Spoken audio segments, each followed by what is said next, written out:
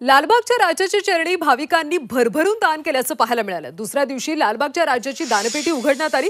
दानपेटीत भाविकांनी लाखो रुपये अर्पण केले। तर दुसरीकडे सोन्या चांदीचे दागिनेही बाप्पाच्या चरणी अर्पण करण्यात आले। तर परदेशी चलन देखील दानपेटीत टाकण्यात आले।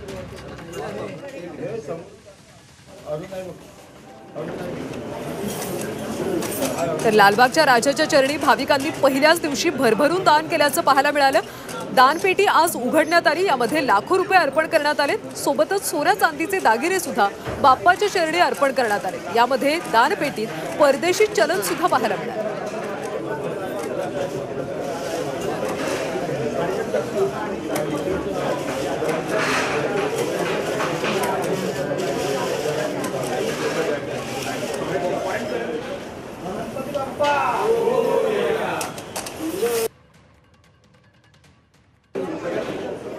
लालबागच्या चरणी पहिल्याच दिवशी भाविकांनी भरभरून दान केल्याचं पाहायला मिळालं।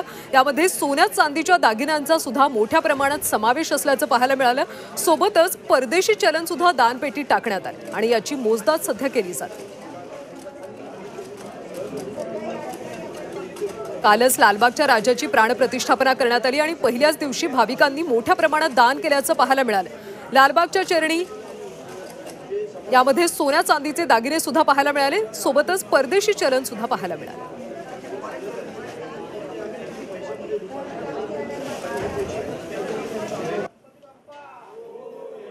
गणेशोत्सवाच्या पहिल्याच दिवशी लालबागच्या राजाला अर्पण केलेल्या दानाची मोजदाद आजपासून सुरू झालेली आहे।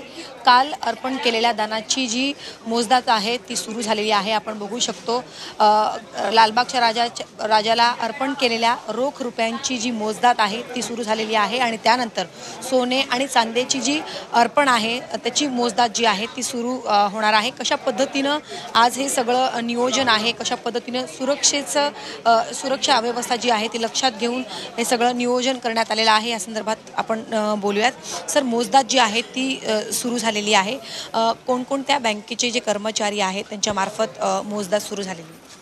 आपल्याकडे जे बँक येते ते त्याप्रमाणे एक आहे ती महाराष्ट्र बँक व GS महानगर बँक असे दोन बँकेचे आमच्याकडे कर्मचारी असतात आणि त्याचबरोबर आमचे सन्माननीय सदस्य, सल्लागार सदस्य, माझे कार्यकर्ते जे माझ्याबरोबर काम करणारे आणि माझा स्टाफ असे एकूण आमचे 70 ते 80 जण आम्ही सगळे इथे असतो। नक्कीच रोख रकमेची जी आहे ती मोजदाद सुरू झालेली आहे। किती अपेक्षा असते, म्हणजे पहिल्या दिवशी चा आकडा कसा असतो, म्हणजे मागच्या वर्षीच्या तुलनेत? मागच्या वर्षीच्या तुलनेत बघायचं तर पहिल्या दिवशी जो येतो तो दानपेटीमध्ये 30-35 लाख रुपये कॅश येते। नक्कीच यानंतर कशा पद्धतीने सोने आणि चांद्याची जी आहे ती मोजदाद सुरू केली जाणार आहे आणि नक्की बाप्पांच्या चरणी काय काय अर्पण केलं जातं आतापर्यंतचा काय अनुभव? बघायला गेलं तर त्याचप्रमाणे आपल्याकडे तुम्ही बघितलं जात की इथे सगळं दानपेटीमध्ये जो दान येतो किंवा सोने येते, आमची ही पैसे मोजण्याची टीम वेगळी आणि सोन्याची टीम वेगळी। आमचे जे मंडळाचे सुवर्णकार संजय नाना वैद्य आमच्या त्यांच्या मार्गदर्शनाखाली त्यांची तिकडे सगळं मोजमाप सुरू होते। नक्कीच सर, धन्यवाद आमच्याशी बातचीत केल्याबद्दल। व्हिडिओ जर्नलिस्ट आसिफसह सीमा आढे, झी 24 तास, मुंबई।